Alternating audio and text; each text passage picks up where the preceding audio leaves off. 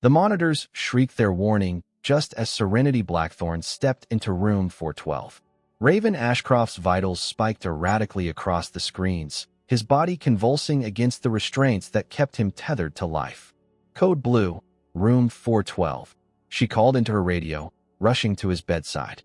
6 months of caring for this man had taught her every rhythm of his breathing, every subtle change in his condition. This was different. His face, usually peaceful in its comatose state, contorted with what looked like pain. Serenity checked his 4 lines, ensuring nothing had shifted or kinked. The medication doses remained constant, yet something was happening beneath the surface of his unconscious mind. Dr. Lysander Cross burst through the door, his perfectly styled hair slightly disheveled from running. 2 other nurses followed, wheeling in emergency equipment. "What's his status?" Cross demanded, moving to the opposite side of the bed. "Sudden onset," Serenity reported, her hands steady as she adjusted the monitoring leads. "No external triggers I can identify. Vitals spiked approximately 30 seconds ago." Cross examined the patient with practiced efficiency, his green eyes scanning the readouts. Serenity had worked with him for 2 years, long enough to recognize his competence despite his persistent attempts to ask her out for coffee.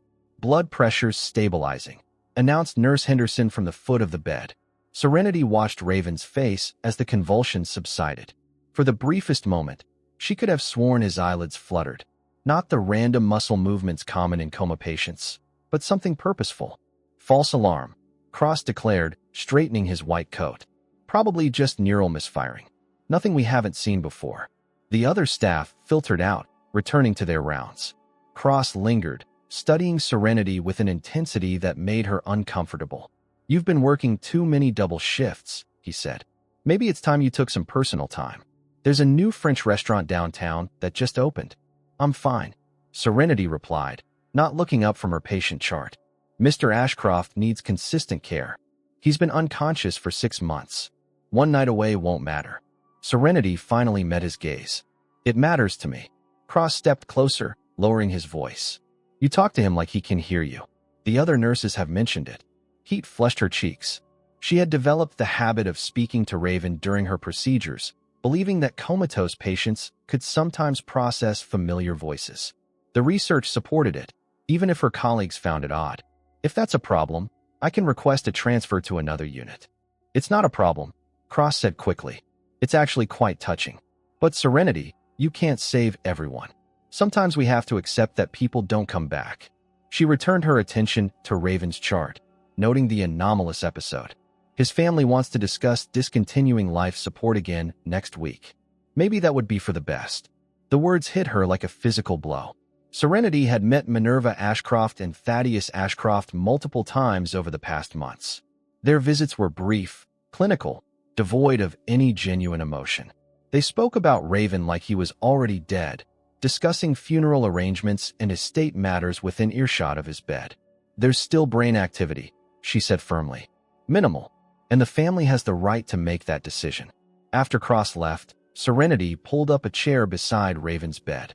The room fell into its familiar nighttime quiet, broken only by the steady rhythm of machines keeping him alive. She began her evening routine, checking his catheter, adjusting his position to prevent bed sores, moisturizing his skin. "Your family visited again yesterday," she said softly, measuring out his medication. "They brought lawyers this time. I don't think they're very patient people." She lifted his arm to check for any signs of swelling or circulation issues. His skin felt warmer than usual, another anomaly to note. "I never had much family myself. Just my Aunt Cordelia until I turned 18. She wasn't particularly warm, but she made sure I had food and clothes and made it through school. Sometimes I think that's enough." Serenity began preparing his evening bath, warming the water to the precise temperature his care plan specified. She'd performed this routine hundreds of times, but tonight felt different somehow. "The doctors think you can't hear me, but I've read the studies. Some part of you might be listening. If you are, I want you to know that someone cares whether you wake up or not." As she gently lifted his head to wash his hair, she noticed his breathing pattern had changed again. Not the dramatic spikes from earlier, but something subtle, almost like he was responding to her voice. "Your pulse just increased," she whispered, checking his wrist. "Did you hear that?" The monitors remained steady, But Serenity felt something shift in the room, an awareness that hadn't been there before. She continued her work, speaking in low, reassuring tones about her day, about the weather, about anything that might anchor him to the world above his unconscious state. When she finished, she lingered beside his bed longer than usual. Tomorrow would bring another day of his family's cold visits, another day of Dr. Cross's pointed suggestions about moving on. But tonight, for just a moment, she allowed herself to hope. Serenity's hands were steady as she lifted the washcloth from the basin, wringing out the excess water. The Tuesday night shift had been routine until now, but something felt different about Raven tonight. His breathing had shifted 3 times during her assessment, and his skin temperature remained elevated despite normal vital signs. She dipped the cloth again, testing the water temperature against her wrist. Perfect. The same way she'd done it every night for 6 months. "I'm going to wash your arms now," she said softly, pulling back the hospital blanket. The physical therapist says maintaining circulation is important, even when you can't feel it. As she lifted his left arm, his fingers twitched. Not the random muscle spasms she'd grown accustomed to, but deliberate movement. She paused, watching his face for any sign of consciousness. Nothing. Serenity continued her work, gently cleaning his forearm with practiced efficiency. The monitors hummed their familiar rhythm. Outside in the hallway, she could hear the distant chatter of nurses changing shifts. "Dr. Cross thinks I talk to you too much," she admitted, moving the cloth along his shoulder. "He says it's unprofessional. But the research shows that familiar voices can sometimes reach coma patients, even when nothing else can." She reached for fresh water, her back turned to the bed for no more than 10 seconds. When she turned around, Raven's eyes were open. Not the vacant stare of emerging consciousness she'd been trained to recognize. These were alert, focused, tracking her movement across the room. His hand moved deliberately, reaching toward her. The washcloth slipped from her grip. "Mr. Ashcroft?" Her voice came out strangled, barely above a whisper. His mouth opened, working soundlessly for a moment before words emerged. The voice. His speech was hoarse from months of disuse, but unmistakably coherent. I followed the voice back. Serenity's training kicked in despite her shock. She hit the call button and reached for his pulse, her fingers trembling against his wrist. Strong, steady, faster than his baseline, but within normal parameters for someone emerging from extended unconsciousness. "Can you tell me your name?" she asked, the standard neurological assessment questions flowing automatically. Raven's brow furrowed, confusion clouding his dark eyes. "I don't know." His gaze fixed on her face with startling intensity. "But I know your voice. You brought me back." The door burst open as Dr. Cross arrived with 2 residents and a nurse.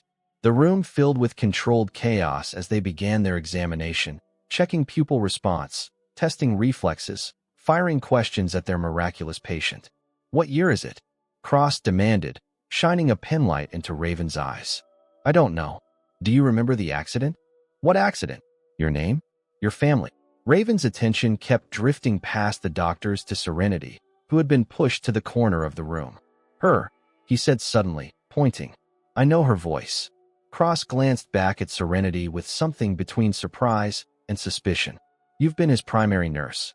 He may have some auditory memory of your care." Within an hour, word had spread throughout the hospital. Spontaneous recovery from a 6-month coma made for compelling medical discussion, but Serenity knew it would bring unwanted attention. Raven's family would be notified immediately. She was right. Minerva Ashcroft arrived first, her silver hair perfectly styled despite the late hour. Her designer heels clicked sharply against the hospital tile as she approached Raven's bed, followed closely by Thaddeus, whose resemblance to his half-brother was unmistakable despite the coldness in his expression. "Darling," Minerva said, though her voice carried no warmth. "What a surprise." Raven studied her face with the same confusion he'd shown the doctors. "Are you my mother?" "Stepmother," she corrected smoothly. "Minerva Ashcroft. This is your brother Thaddeus." "Half-brother," Thaddeus added pointedly. Serenity watched the family reunion from the doorway, noting how neither relative showed any genuine relief or joy at Raven's recovery. If anything, they seemed unsettled by his return to consciousness. "The doctors say you have amnesia," Minerva continued. "How much do you remember?" "Nothing," Raven admitted. "Except her voice." He looked toward Serenity again. She was always there. Thaddeus followed his gaze, his jaw tightening. You don't remember anything about the business? The company? Should I? The two relatives exchanged a look that made Serenity's stomach tighten. There was something predatory in their disappointment, as if Raven's memory loss created an inconvenience rather than concern for his well-being. We should let you rest, Minerva said finally. We'll discuss everything once you're stronger. After they left, Dr. Cross approached Serenity with his tablet in hand. Remarkable case, he said. Full neurological function after 6 months of minimal brain activity. We'll want to run comprehensive testing. What about his family? They didn't seem very happy to see him awake. Cross shrugged. Rich families are complicated. There's probably a lot of money and legal issues tied up in his condition. That night, after the excitement died down and the additional testing was complete, Serenity found herself alone with Raven again. He was sitting up now, alert but clearly exhausted from the day's events. Can you tell me your name? He asked when she entered. Serenity Blackthorn. He repeated it slowly, as if testing how it felt. You were the one talking to me. All those months. You remember? Fragments. Like hearing someone through water. But your voice was the only thing that felt real. Serenity began her routine evening checks, though everything had changed now that he was conscious. What else do you remember? Nothing concrete. Just feelings. And the sense that something bad happened before I went to sleep. She paused in her documentation. You were in a helicopter accident. 6 months ago. Raven absorbed this information with surprising calm. Was anyone else hurt? You were alone. The pilot survived with minor injuries. And my family. The people who visited tonight. Serenity chose her words carefully. They've been very concerned about your care. Your stepmother has been in regular contact with the medical team. Something flickered across Raven's expression that suggested he sensed the diplomatic nature of her response. But he didn't press for details. Thank you, he said simply, for staying with me, for bringing me back. As Serenity completed her shift notes, she couldn't shake the feeling that Raven's awakening had set something dangerous in motion. The way his family had looked at him, the questions they'd asked about his memory, the underlying tension in their relief. Whatever Raven Ashcroft had been before his accident, his return to consciousness had clearly disrupted plans that were already in motion. Raven jerked awake for the 3rd time that night, his heart hammering against his ribs. The nightmare always ended the same way. Whispered threats and voices he couldn't identify, shadows moving just beyond his vision, and the overwhelming sensation of falling. Serenity appeared at his bedside within seconds, her presence immediately calming the panic that clawed at his chest. The same dream? She asked, checking his pulse without being asked. Voices, he managed, his breathing still ragged. Someone saying they should have finished the job. 3 days had passed since his awakening, and the fragments of memory that surfaced brought more questions than answers. The neurologist had explained that traumatic amnesia often lifted gradually, but Raven's dreams suggested his unconscious mind held pieces his waking brain couldn't access. Dr. Cross wants to increase your sleep medication, Serenity said, making notes on his chart. The nightmares are interfering with your recovery. Raven shook his head firmly. The dreams are the only thing that feels real. If I'm drugged, I might lose them completely. Dr. Cross chose that moment to enter, his expression tight with disapproval. Mr. Ashcroft needs proper rest, not amateur psychology sessions. I wasn't providing psychology, Serenity replied evenly. I was documenting his symptoms. Your documentation seems unusually detailed for basic nursing care. Cross moved to the foot of the bed, his attention focused on Serenity rather than his patient. Perhaps it's time we assigned another nurse to this case. The suggestion hit Raven like a physical blow. Serenity was his only anchor in a world where everything felt foreign and potentially dangerous. Even his own family seemed like strangers wearing familiar faces. No, Raven said, his voice carrying an authority that surprised everyone in the room. She stays. Cross's jaw tightened. Mr. Ashcroft, I understand you feel grateful to Nurse Blackthorn, but maintaining professional boundaries is essential for proper medical care. Professional boundaries didn't bring me out of a coma. Serenity touched Raven's arm gently, a gesture that didn't go unnoticed by Dr. Cross. It's okay. Dr. Cross is concerned about your well-being. But Raven saw something else in the doctor's expression, jealousy masquerading as medical concern. The way Cross looked at Serenity suggested his interest was more personal than professional. After Cross left, Detective Maria Santos arrived for her follow-up interview. She'd been investigating the helicopter accident since Raven's awakening, and today she carried a manila folder thick with new information. "We've completed our analysis of the helicopter wreckage," she announced, settling into the visitor's chair. "Mr. Ashcroft, someone tampered with your aircraft's navigation system."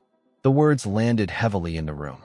Serenity's hand tightened imperceptibly on Raven's arm. "Tampered how?" Raven asked. "The GPS unit was reprogrammed to provide false coordinates.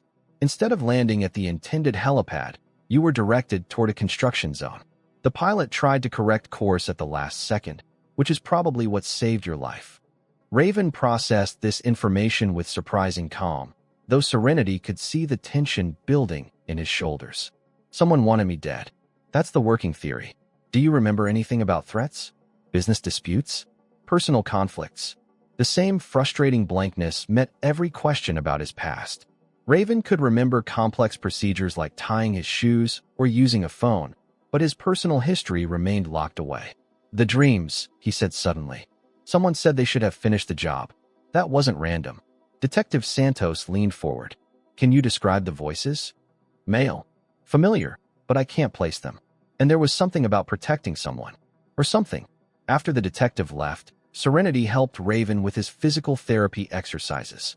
His recovery was remarkably fast, another aspect of his case that had the medical staff talking.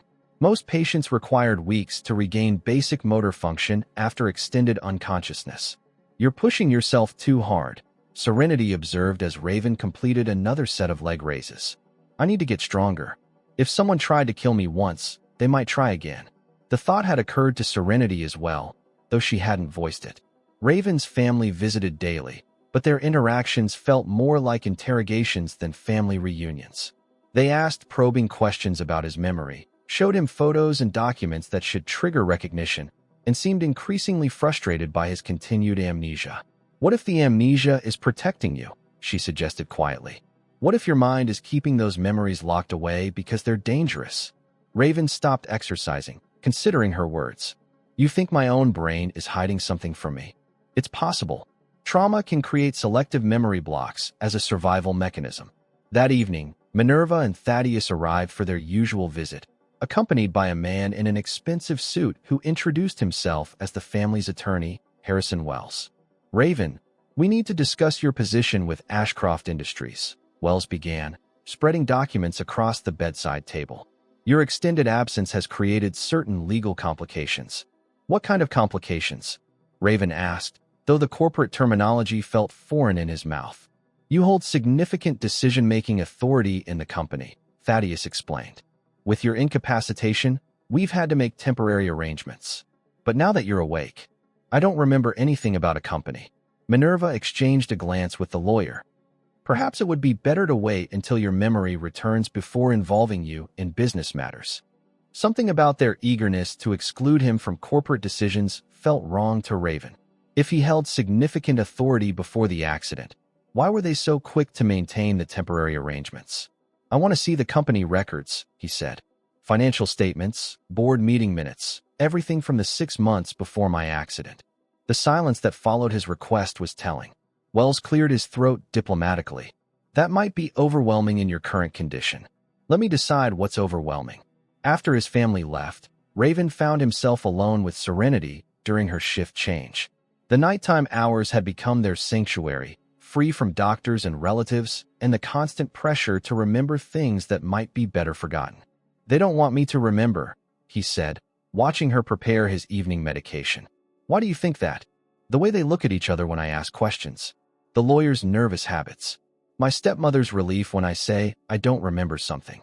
Serenity sat on the edge of his bed, closer than hospital protocol typically allowed. "What do you want to do about it?" "I want to trust someone. And right now, you're the only person who feels safe." The admission hung between them, loaded with implications neither was ready to examine. But as Raven drifted off to sleep that night, he held on to the sound of Serenity's voice reading medical journals aloud, her presence the only thing standing between him and the threatening whispers that haunted his dreams. Outside his room, Dr. Cross stood in the hallway, watching through the window with an expression that promised complications ahead. Serenity found the first listening device by accident.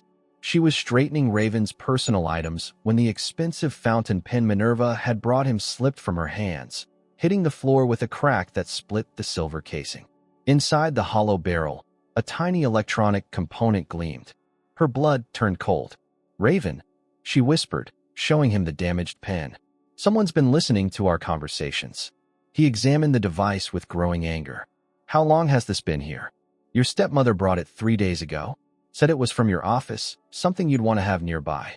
Raven's jaw tightened as he scanned the other items his family had delivered: a leather portfolio, a crystal paperweight, a vintage watch. "Check everything."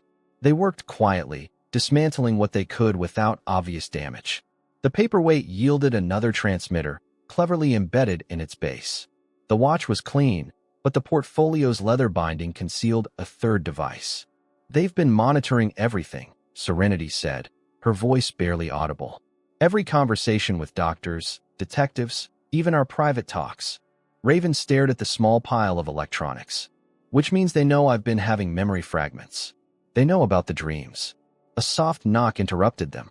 Temperance Whitmore peered around the door, her gray hair pinned back in its usual neat bun. At 62, she was the most senior nurse on the floor and had seen everything in her 4 decades at Meridian Hospital. "May I come in?" she asked, though her expression suggested the question wasn't optional. After ensuring the door was closed, Temperance moved to Raven's bedside with the brisk efficiency that marked her as someone accustomed to handling delicate situations. "I need to tell you both something," she began, her voice low. "About the months when Mr. Ashcroft was unconscious." Serenity felt Raven's hand find hers, a contact that had become natural despite the professional boundaries it crossed. "His family visited the medical director 17 times, Temperance continued. 17 times they requested permission to discontinue life support.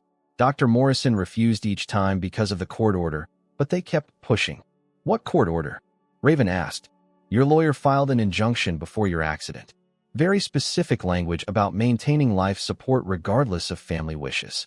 Like you knew something might happen." The implications settled over them like a heavy blanket. Raven had somehow anticipated danger, taken legal precautions, and still nearly died. "There's more," Temperance said. "I've been reviewing medication logs from your care. 3 weeks ago, someone tried to increase your sedation to dangerous levels. The order was countermanded, but it took intervention from the pharmacy director." Serenity's hand tightened on Raven's. "Who gave the order?" "Dr. Cross." The name hit like a physical blow. Serenity had trusted Cross, worked alongside him for years, even felt flattered by his romantic interest despite her lack of reciprocation. "He said it was for your agitation," Temperance continued. "But the dosage would have been potentially fatal for someone in your condition." Raven's voice was deadly quiet. "He tried to kill me. I can't prove intent, but the dosage was far beyond therapeutic guidelines. And it happened right after your family's last visit with the medical director." After Temperance left, Serenity and Raven sat in stunned silence. The monitoring devices suddenly felt more sinister, knowing that Cross had access to whatever intelligence they provided. "We need to be careful what we say," Serenity murmured. "Too late for that." Raven picked up one of the transmitters. "But we can use this to our advantage." Over the next hour, they staged conversations for their hidden audience. Raven complained about persistent headaches and memory confusion. Serenity discussed possible medication adjustments and the need for extended recovery time. To anyone listening, he was making slow progress with significant cognitive impairment. The real discussion happened in written notes, passed back and forth like high school conspirators. "I need to access my company records," Raven wrote. "Something I was investigating before the accident." Serenity responded, "How? You're supposed to have amnesia. You could request them. Say it's for therapy, helping me rebuild connections to my past." It was a dangerous plan, but their options were limited. That evening, Serenity made the call to Ashcroft Industries from the nurse's station, identifying herself as Raven's primary care nurse. "Mr. Ashcroft's neurologist believes that familiar documents might help stimulate memory recovery," she explained to the assistant who answered. "We'd like copies of his recent work files, correspondence, anything that might trigger recognition." The assistant promised to transfer her to the appropriate department, But instead of being connected, the line went dead. When Serenity called back, she was told that all personnel files and business documents required family authorization to release. They blocked it, she told Raven when she returned to his room. Whatever you were working on, they don't want you to see it. That night, as Serenity prepared Raven's evening medication, she noticed something wrong with the 4-bag. The solution was cloudier than usual, with a slight yellow tint that hadn't been there during her last check. She stopped, holding the bag up to the light. Hospital 4 solutions were crystal clear. This looked contaminated, or tampered with. Don't connect that, Raven said sharply, seeing her hesitation. Serenity set the bag aside and quickly prepared a fresh one from the supply closet. As she worked, her mind raced through the implications. Someone had access to Raven's room, to his medical supplies, and was willing to use that access for harm. We need help, she said quietly, connecting the clean 4 line. Someone we can trust. Who? Cross tried to overdose me. My family is listening to our conversations, and everyone else thinks I'm a confused amnesia patient. Serenity thought about Detective Santos, about Temperance Whitmore, about the few people who had shown genuine concern for Raven's well-being rather than their own interests. Detective Santos seemed thorough, and Temperance has been protecting you without being asked. A cop and a nurse against whatever my family is hiding. Raven managed a grim smile. I've had worse odds. As the night shift settled into its familiar rhythm, Serenity found herself staying closer to Raven's bedside than usual. The contaminated 4-bag sat in a secure container, evidence of an escalating threat that no longer felt theoretical. Serenity, Raven said as she prepared to leave for her break. When this is over, when we figure out who's trying to kill me and why, I want you to know something. She waited, knowing that whatever he said next would change everything between them. The voice that brought me back wasn't just any voice. It was yours specifically. That has to mean something. The words hung in the air between them, loaded with implications that went far beyond patient care or professional duty. Serenity felt the careful boundaries she'd maintained beginning to crumble, replaced by something deeper and infinitely more dangerous. In the hallway outside, Dr. Cross stood at the nurse's station, reviewing charts with unusual interest. His attention lingered on Raven's file, and when he looked up toward room 412, his expression held a calculating coldness that Serenity had never seen before. The hunter was becoming impatient, and his prey was starting to remember how to fight back. Thunder crashed outside Meridian Hospital as the storm that had been threatening all day finally broke over San Francisco. Rain lashed against the windows of room 412, and the lights flickered with each lightning strike. Serenity jumped at a particularly loud thunderclap, her hand instinctively reaching for Raven's arm.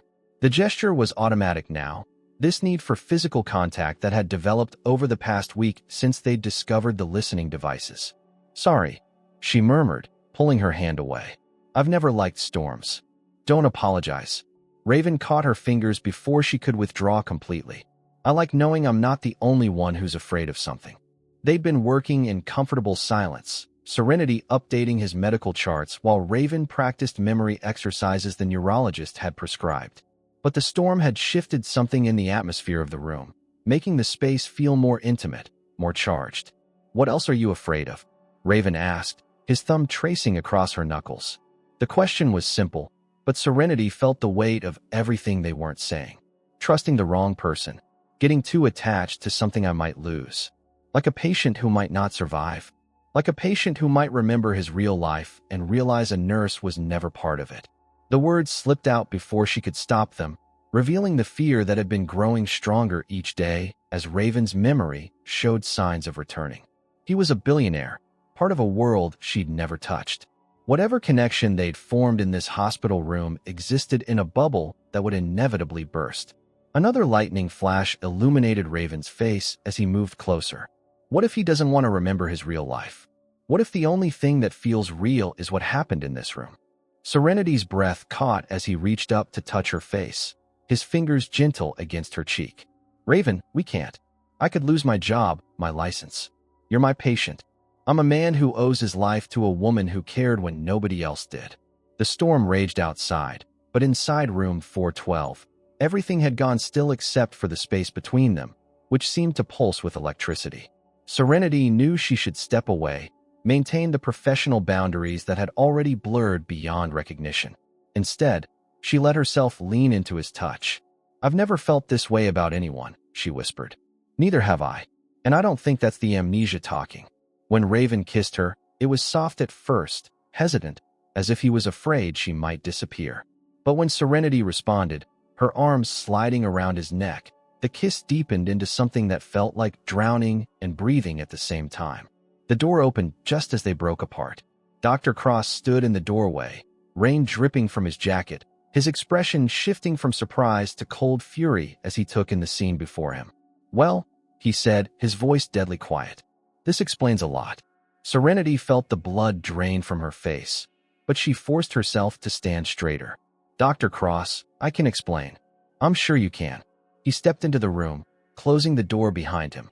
"Though I'm not sure the state medical board will be as understanding when they review your conduct." Raven moved to sit up straighter, his body language protective despite his weakened state. "This isn't what you think." "It's exactly what I think." Cross's attention focused on Serenity with laser intensity. Nurse Blackthorne has clearly violated every ethical guideline in her profession, taking advantage of a vulnerable patient with cognitive impairment. "I'm not impaired," Raven said firmly, "and nobody took advantage of anyone. Your medical records say otherwise. 6 months in a coma, severe amnesia, psychological dependency on your primary caregiver. Any relationship that develops under these circumstances is inherently coercive." Serenity felt her career crumbling around her, but what frightened her more was the calculating look in Cross's eyes. This wasn't just professional concern. This was personal. "What do you want?" she asked quietly. "Your immediate transfer to another unit.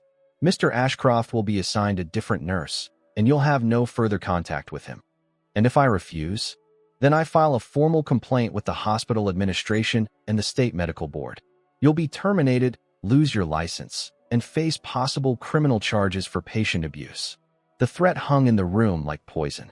Serenity had worked for 6 years to build her career, had sacrificed everything to become the kind of nurse who could make a difference in people's lives. Cross was offering to destroy it all. "I need time to think," she said. "You have until tomorrow morning."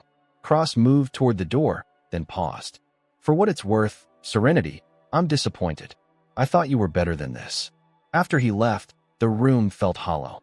Raven reached for her hand, but Serenity pulled away, pacing to the window where she could see the storm still raging outside.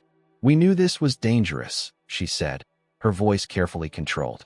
"I let my feelings compromise my judgment. Your feelings saved my life, and now they might destroy everything I've worked for." They stood in tense silence until another visitor arrived. Minerva Ashcroft entered without knocking, her silver hair perfectly styled despite the weather. She carried herself with the confidence of someone accustomed to getting what she wanted. "Miss Blackthorne," she said pleasantly, "I was hoping we could have a private conversation."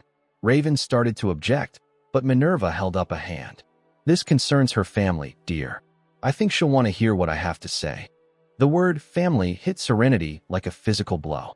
She had no family except for her brother Sterling, who had disappeared 2 years ago while working as a private investigator. "What do you know about my family?" Serenity asked carefully. Minerva reached into her purse and pulled out a check, placing it on the bedside table. $500,000. "All you have to do is request a transfer to another unit and stay away from my stepson."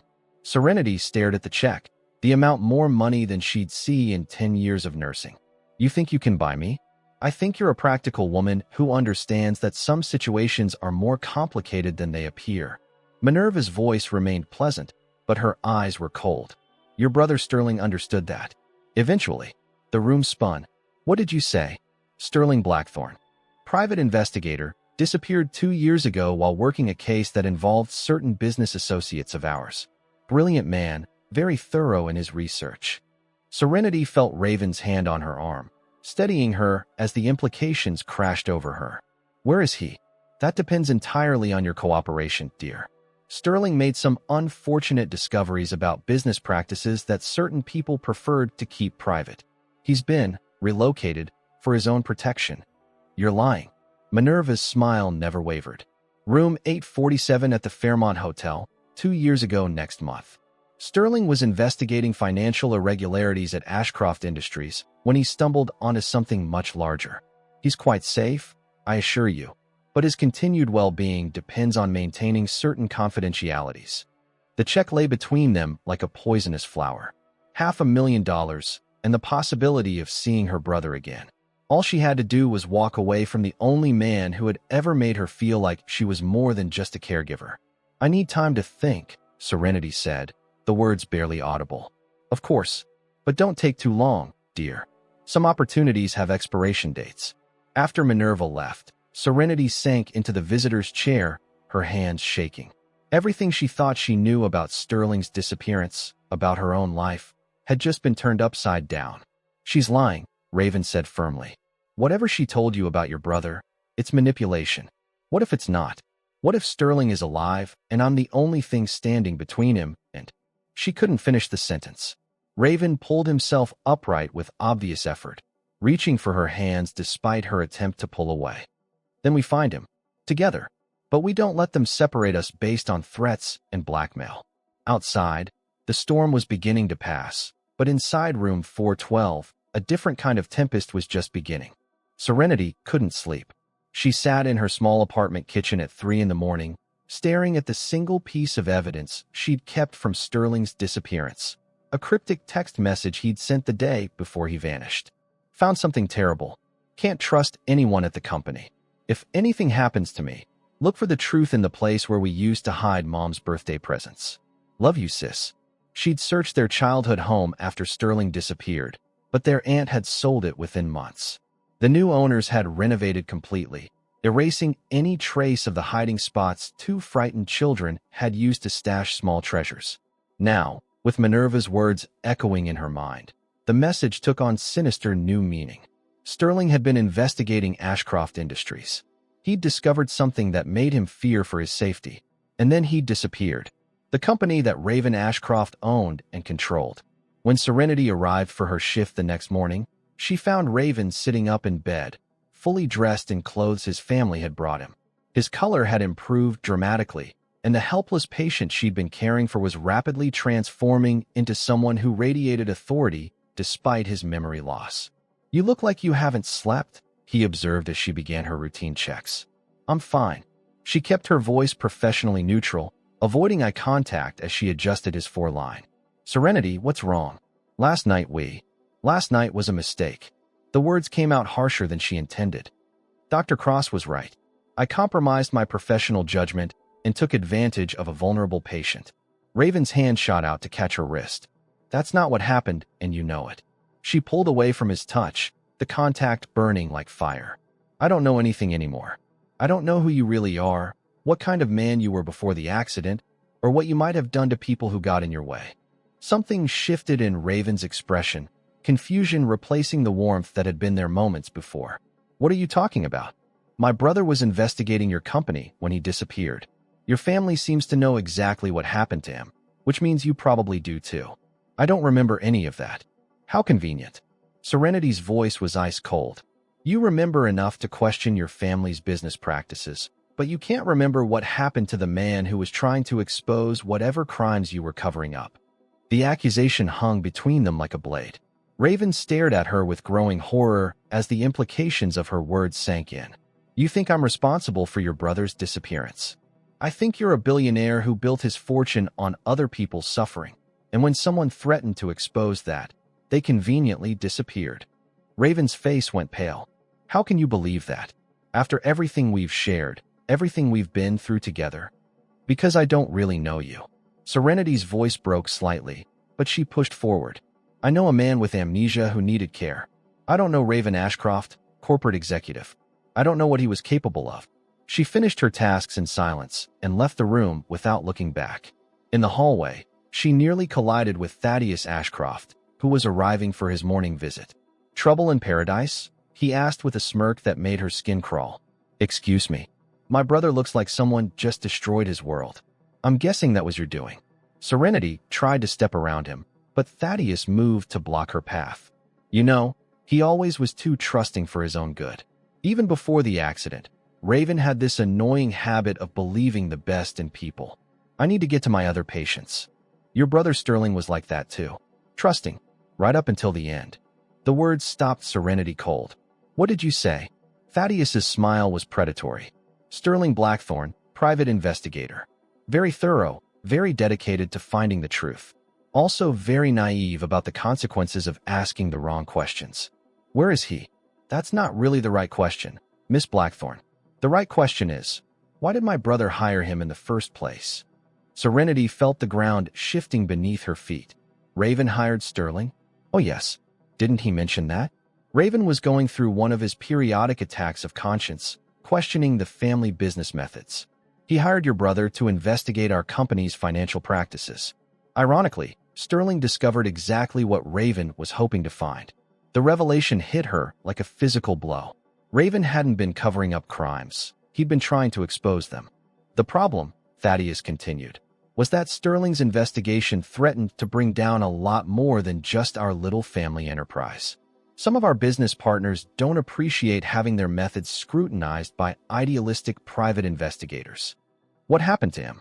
Let's just say that Sterling discovered some people don't like to be investigated. Raven tried to warn him off, tried to end the investigation before it went too far. But your brother was determined to see justice done. Thaddeus leaned closer, his voice dropping to a whisper.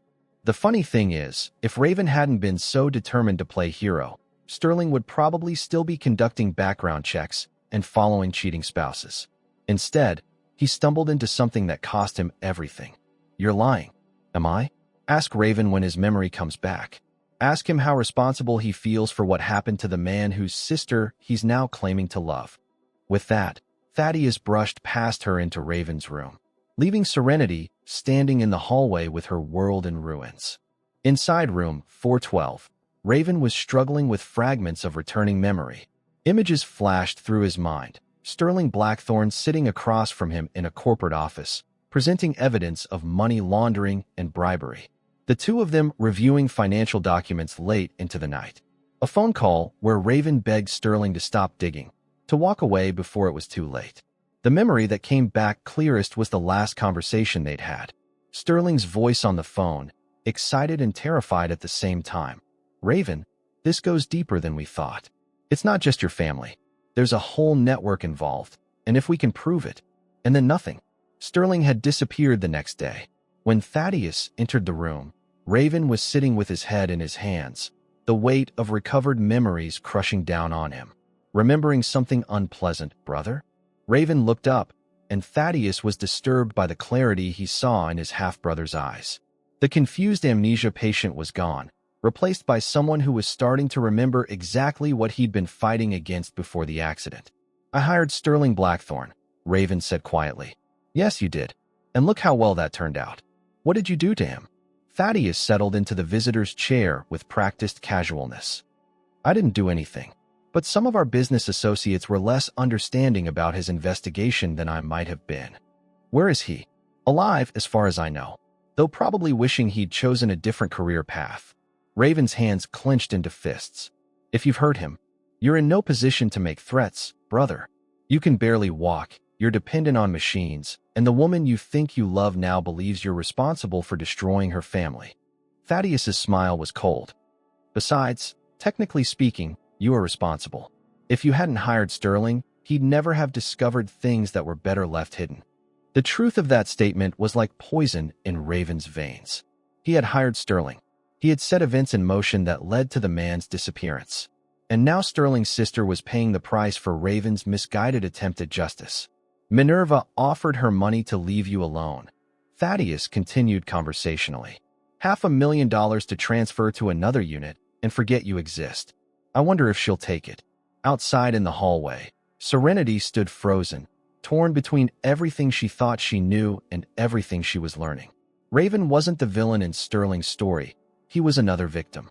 But that didn't change the fact that her brother was gone because of choices Raven had made.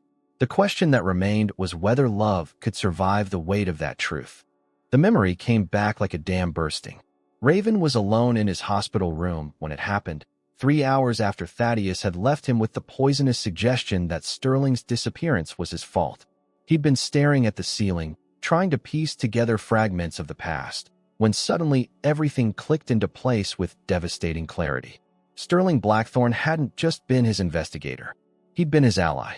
The memory unfolded in painful detail. Sterling sitting across from him in the Ashcroft Industries boardroom 6 months ago, a stack of financial documents between them. The man's earnest face as he laid out evidence of money laundering, bribery, and worse crimes that went back years. Your family isn't just cutting corners, Raven. They're facilitating human trafficking. These shell companies, the offshore accounts, the payments to shipping companies with documented violations. This is bigger than corporate corruption. Raven remembered his own horror as Sterling explained how Ashcroft Industries had become a clearinghouse for criminal organizations, providing legitimate business fronts for illegal operations. His family hadn't just been stealing money. They'd been enabling the destruction of human lives. "We have to go to the FBI," Raven had said. "Not yet. We need more evidence, something that will stick in court. Give me 2 more weeks."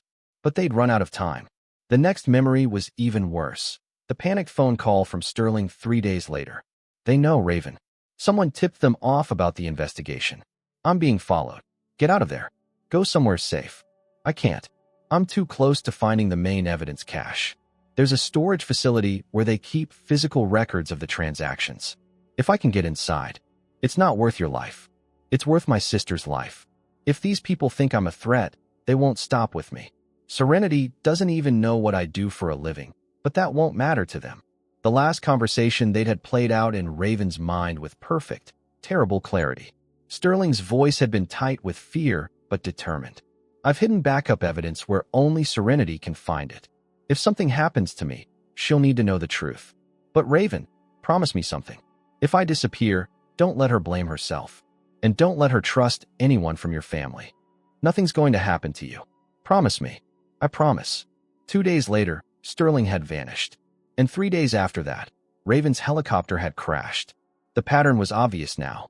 Someone had eliminated Sterling and tried to kill Raven to shut down their investigation. The only question was whether Sterling was dead or, as Minerva had suggested, being held somewhere to ensure his silence. Raven reached for his phone with shaking hands and dialed Detective Santos. "I need to see you," he said when she answered. "I remember everything." An hour later, Detective Santos sat beside his bed, her notebook open as Raven laid out everything he'd recovered. The money laundering, the human trafficking connections, Sterling's investigation, and the evidence that had gotten them both targeted. "This explains the helicopter sabotage," Santos said. "Someone wanted you dead before you could go public with what Sterling found. The question is whether Sterling is still alive. Based on what you've told me, keeping him alive would be the smart play. Dead investigators attract attention. Missing ones just become cold cases." Santos leaned forward. "You said he had evidence where only his sister could find it. Any idea what that means?" Raven shook his head. "He mentioned it was connected to their childhood, but I don't know the details. We need to talk to Nurse Blackthorne. She's not speaking to me. She thinks I'm responsible for what happened to Sterling. Then we'll have to convince her otherwise." But when they tried to find Serenity, they discovered she'd called in sick for her shift. According to the nursing supervisor, she'd sounded distraught and asked for emergency personal time.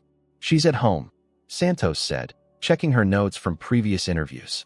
"I have her address." They found Serenity's apartment building in a quiet neighborhood 20 minutes from the hospital. She answered the door looking like she hadn't slept, her eyes red from crying. "What do you want?" she asked when she saw Raven behind Detective Santos. "To tell you the truth about your brother," Raven said. "All of it." For a moment, he thought she might slam the door in his face. Instead, she stepped aside to let them enter. Her apartment was small but comfortable, filled with books and photographs. Raven noticed several pictures of Serenity with a man who had her same dark hair and serious eyes. Sterling, obviously, captured in happier times. "Your brother was trying to save lives," Raven began, settling carefully into a chair while Santos took out her notebook. "The investigation he was conducting for me wasn't about corporate fraud. It was about human trafficking." Serenity's face went pale. "What?" "My family's company was being used as a front for criminal organizations. Sterling discovered that Ashcroft Industries was laundering money for people who bought and sold human beings. Children, mostly." The words hit Serenity like physical blows. She sank onto her couch, staring at Raven with a mixture of horror and disbelief. Sterling knew the investigation was dangerous, Raven continued. But he said he couldn't walk away knowing what was happening to those kids. He said he had a sister to protect, and if these people thought he was a threat, they'd come after me too. Serenity finished quietly. He told me he'd hidden evidence where only you could find it. Something about your childhood. Detective Santos thinks if we can locate that evidence, we might be able to find Sterling. You think he's still alive? I think they need him alive. Dead investigators attract FBI attention. Missing ones just create cold cases that eventually get forgotten. Serenity was quiet for a long time, processing everything they'd told her. When she finally spoke, her voice was barely audible. The text message he sent me mentioned the place where we used to hide Mom's birthday presents. Where was that? Santos asked. Our childhood home had this old oak tree in the backyard. There was a hollow in the trunk about 10 feet up. Sterling and I used to climb up there to hide things from our aunt. Raven leaned forward. Could he have hidden something there recently? The house was sold 2 years ago, right after Sterling disappeared. The new owners renovated everything, but I don't think they would have touched the tree. It was huge, probably 100 years old. Santos was already reaching for her phone. I'll get a warrant to search the property. Wait, Serenity said. There might be another place. When we were kids, Sterling was paranoid about our aunt finding our hiding spots. He always had backup locations. She stood up and walked to a bookshelf, pulling down a worn photo album. She flipped through pages of childhood memories until she found what she was looking for. This was taken the summer before our parents died, she said, showing them a picture of 2 young children standing beside a large fountain in what looked like a public park. Sterling loved this place. Golden Gate Park, near the Japanese tea garden. There's a memorial bench dedicated to our parents there. He might have hidden something at the bench. Raven asked. Under it, maybe. Sterling was always fascinated by how the memorial plaques were mounted. He figured out that some of them had hollow spaces behind them. Santos was already calling for backup units to check both locations. As she coordinated the search, Serenity turned to Raven with tears in her eyes. I'm sorry, she said. I believed the worst about you without even asking for your side of the story. You had every reason to be suspicious. If I hadn't hired Sterling, none of this would have happened. If you hadn't hired Sterling, those children would still be suffering and no one would be trying to stop it. The words hung between them, a recognition that sometimes doing the right thing carried terrible costs. Santos ended her call and turned back to them. Search teams are heading to both locations now. If Sterling hid evidence, we should know within the hour. And if we find it, Serenity asked, then we use it to bring down the people who took your brother and try to kill Raven. And hopefully, we find Sterling in the process. Raven reached for Serenity's hand, relieved when she didn't pull away. Whatever we find, whatever happens next, I want you to know something. The feelings between us, what we shared in that hospital room, that wasn't built on lies or manipulation. That was real. I know, she said softly. It was real for me too. Outside, storm clouds were gathering again. But for the first time since Sterling's disappearance, Serenity felt something that might have been hope. Santos's phone rang 20 minutes later. The search team at Golden Gate Park had found a waterproof container hidden behind the memorial plaque for Thomas and Catherine Blackthorne. Inside were financial documents, photographs, and a USB drive containing enough evidence to bring down not just the Ashcroft family, but their entire criminal network. And tucked beneath everything else, a note in Sterling's handwriting. If you're reading this, sis, it means something happened to me. But don't worry. I'm not dead. I'm just very, very hidden. The truth will set us all free. Love S. He was alive. The game was about to change completely. The USB drive contained everything. Detective Santos spread the printed documents across the conference table at the police station, her expression grim as she reviewed Sterling's evidence. Financial records showing payments to known trafficking organizations. Photographs of cargo manifests listing human beings as specialty merchandise. Email chains between Minerva Ashcroft and criminal contacts discussing inventory management. This is enough to bring down their entire operation, Santos said. But we need to move fast. If they suspect we have this evidence, they'll destroy everything and disappear. Raven studied the documents with growing fury. His family hadn't just been criminals, they'd been monsters. How do we find Sterling? According to his notes, he discovered they were using a shipping facility in Oakland as a staging area. If he's being held somewhere, That's our best lead. Serenity gripped Raven's hand tighter. What if it's a trap? What if they're expecting us to find this? Then we spring their trap before they spring ours, Santos replied. I've got FBI backup coordinating with local SWAT. We hit the facility tonight. But their plans changed when Raven's phone rang. Minerva's name appeared on the screen. Answer it, Santos instructed, activating recording equipment. Act normal. Hello, Minerva. Darling, we need to meet. There's been a development regarding your nurse's brother that requires immediate discussion. Raven met Serenity's eyes across the table. What kind of development? The kind that affects whether Mr. Blackthorne continues breathing. 1 hour, the Ashcroft Industries building, executive conference room. Come alone and bring Miss Blackthorne. The line went dead. It's a trap, Serenity said immediately. Of course it is, Santos agreed. Which is why you're both wearing surveillance equipment and we'll have teams positioned throughout the building. An hour later, Raven and Serenity stepped into the gleaming lobby of Ashcroft Industries. Raven felt strange being back in the building where he'd spent years fighting against his family's corruption, not knowing how deep it truly went. The executive conference room occupied the entire top floor, with floor-to-ceiling windows offering a panoramic view of San Francisco Bay. Minerva was waiting for them, elegant as always in a cream-colored suit. Thaddeus stood beside her, and they weren't alone. Dr. Cross sat at the conference table, his medical bag open beside him. His presence sent a chill through Serenity. Dr. Cross, she said carefully, what are you doing here? Providing medical consultation, he replied, though his voice lacked its usual confidence. Mrs. Ashcroft was concerned about your emotional stability. Minerva smiled, moving to the windows that overlooked the bay. Please sit. We have so much to discuss. Where's Sterling? Serenity demanded, remaining standing. Safe. For now. Minerva gestured to a laptop computer on the table. Would you like to see him? The screen showed a grainy video feed of a man sitting in what looked like a small, clean room. He was reading a book, apparently unharmed, but definitely confined. Sterling, Serenity whispered. He's been quite comfortable, actually. We've provided books, decent food, exercise equipment. Really, it's been more like an extended vacation. You kidnapped him. We relocated him. For everyone's protection. Minerva turned away from the windows, her expression hardening. Your brother discovered information that could destroy legitimate businesses and cost thousands of people their jobs. We simply couldn't allow him to proceed.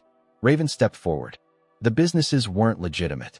You were facilitating human trafficking. Such an ugly phrase. We prefer to think of it as facilitating immigration opportunities for people seeking better lives. Children, Minerva. You were selling children. Details. She waved dismissively. The point is, Mr. Blackthorne's investigation threatened to expose business relationships that took years to cultivate. So we offered him a choice. Disappear voluntarily or disappear permanently. Thaddeus spoke for the first time. He chose wisely. Unlike you, brother. Which brings us to our current situation, Minerva continued. Dr. Cross has been very helpful in keeping us informed about your recovery progress. Your growing attachment to Miss Blackthorne, your memory returning, your conversations with Detective Santos. Serenity turned to stare at Cross in horror. You've been spying on us this entire time. I've been protecting my investment, Cross said quietly. Mrs. Ashcroft offered me a substantial consulting fee to monitor Raven's condition and report any complications. Complications like falling in love with your nurse? Thaddeus smirked. Raven's hands clenched into fists. What do you want?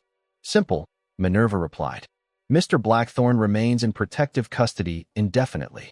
You sign over your controlling interest in Ashcroft Industries to Thaddeus, citing mental incapacity due to your accident. Miss Blackthorne transfers to another hospital, preferably in another state. Everyone lives happily ever after. And if we refuse? Minerva's smile turned predatory. Then Mr. Blackthorne's protective custody becomes considerably less comfortable. And accidents happen to people who threaten family interests. The threat hung in the air like poison. Serenity felt the weight of impossible choices pressing down on her. Sterling's life against everything she'd found with Raven. I need to think about it, she said. Of course, dear. You have exactly 5 minutes. That's when Dr. Cross surprised everyone. Actually, he said, standing up from the table, I think they have considerably longer than that. He pulled a small device from his medical bag, and held it up. FBI listening device. Everything you've said in this room has been recorded and transmitted to federal agents positioned throughout this building. Minerva's face went white. What did you do? The right thing. Finally, Cross looked at Serenity with something like shame. I was jealous, and I let that cloud my judgment. But I'm not a criminal. When Detective Santos approached me and explained what was really happening, I agreed to help. The conference room doors burst open as FBI agents swarmed in, weapons drawn. Minerva and Thaddeus were on the ground in handcuffs within seconds, their protests lost in the chaos of arrests and Miranda warnings. Detective Santos appeared at Raven's side. Are you two okay? Sterling, Serenity said urgently. The video feed. Already on it. We traced the signal. SWAT teams are hitting the location now. 20 minutes later, Santos's radio crackled with confirmation. Sterling Blackthorne had been found safe and unharmed in a warehouse facility in Oakland. He was en route to the hospital for medical evaluation but appeared to be in good health. It's over, Raven said, pulling Serenity into his arms as the last of the FBI agents filed out of the conference room. It's finally over. But Serenity pulled back, her expression troubled. Is it? Your family is gone. Your company is probably going to be seized by the government, and I'm still just a nurse who fell in love with her patient. You're the woman who saved my life. In every way that matters. Raven dropped to one knee right there in the conference room, pulling a ring box from his pocket. Serenity gasped, realizing he must have retrieved it from his personal effects while they were at the police station. This was my grandmother's ring, the only honest person in my family's history. He opened the box to reveal a simple but elegant diamond solitaire. Serenity Blackthorne, will you marry me? Raven, we've only known each other for 6 months. Every day, every night, through the worst crisis of both our lives. I know you better than I've ever known anyone, and I love you more than I thought was possible. Serenity felt tears streaming down her face as she looked at this man who had fought his way back from unconsciousness, who had risked everything to save her brother, who was offering her a future she'd never dared to imagine. Yes, she whispered. Yes, absolutely yes. The ring slipped onto her finger perfectly, as if it had been waiting for her all along. They drove back to Raven's penthouse apartment that night, their first time truly alone together outside the hospital. The space was elegant but sterile, clearly the home of someone who had been fighting battles rather than living a life. This doesn't feel like home, Raven said, looking around with new eyes. Then we'll make it feel like home, Serenity replied, moving into his arms. When he kissed her this time, there were no interruptions, no medical protocols, no professional boundaries to maintain. Just two people who had found each other in the darkness and refused to let go. Are you sure? Raven asked softly as they moved toward his bedroom. We don't have to. I've never been more sure of anything. Serenity's hands were already working at the buttons of his shirt. I want this. I want you. All of you. They made love slowly, carefully, Raven treating her like something precious as he introduced her to pleasures she'd only imagined. Serenity's inexperience melted away under his patient, passionate guidance, her body responding to his touch with an intensity that surprised them both. Afterward, they lay entwined in the darkness, talking quietly about their future. Raven would use his family's remaining legitimate assets to establish a foundation fighting human trafficking. Serenity would finish her nursing degree and specialize in trauma care. Sterling wants to meet you properly, Serenity said, her head on Raven's chest. When he's ready. I owe him an apology, and probably a lot more than that.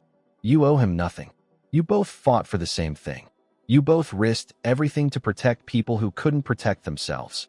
6 months later, they were married in a small ceremony in Golden Gate Park, beside the memorial bench where Sterling had hidden the evidence that brought down the trafficking ring.